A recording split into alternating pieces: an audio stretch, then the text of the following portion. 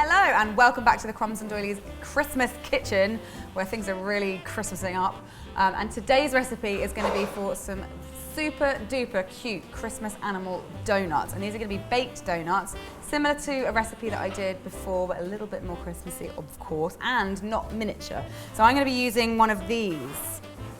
So this is a non-stick baked donut pan. The recipe is really, really simple. I'm going to start by putting my butter and my sugar into a big bowl and beating it until it's nice and pale and fluffy. That's looking pretty good. So now I'm going to add 2 large eggs, one at a time. I'm going to beat really well after each one.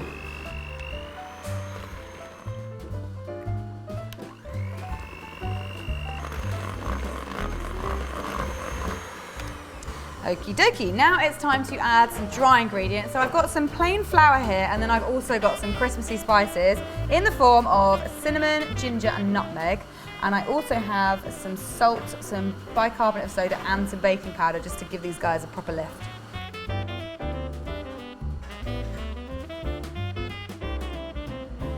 And then just mix that until it's really well combined.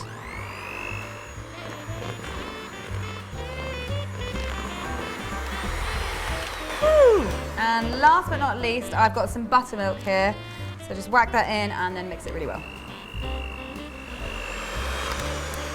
Right, now you just want to put your mixture into a piping bag. It's a nice big one to fit it all because you've got 12 donuts worth going in. And you just want to cut the end off. So I'm going to be making my hole about just like maybe 1/2 inch to 3/4 of an inch wide.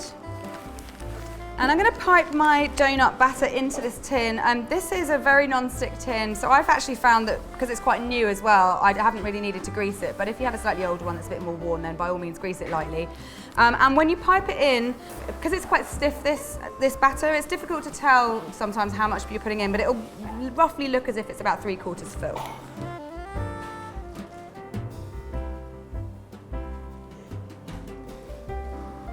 Right, so these are all filled now, so I'm going to bake these at 170 degrees C for 9 or 10 minutes, and it's absolutely fine to leave the rest of your batter in the piping bag while they bake and your tin cools down. Nothing much will really happen to it, and then when this lot comes out, you can flip them out and refill.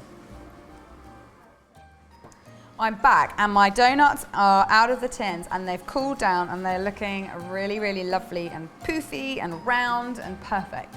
But they're not looking very Christmas animal-y currently. So I'm going to start by applying a base layer, half white, half brown. I've actually got milk chocolate, which is melted with a little bit of cocoa butter just in the microwave, and also some white chocolate, which I've added some super white powder to make it even whiter, so that it's better for our Christmas animals, whatever they may be.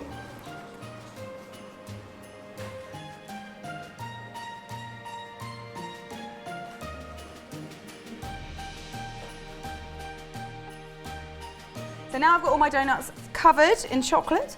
I'm going to let them set for a little bit. You can do that either by whacking them in the fridge for a couple of minutes or just leaving them at room temperature. It will happen eventually. And then we're going to get exciting.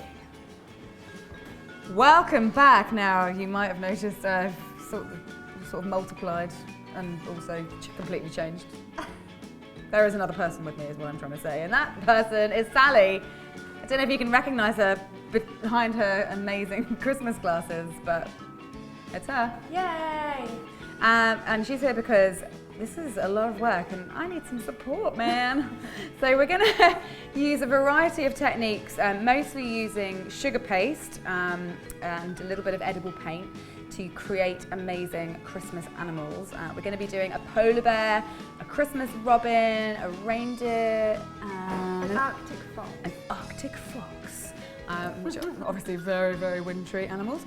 So we have a variety of different colours of sugar paste here. Some of them have got a bit of gum tragacanth in them to turn them into modelling paste, so that we can do things like ears and antlers and stuff, so they dry a bit firmer.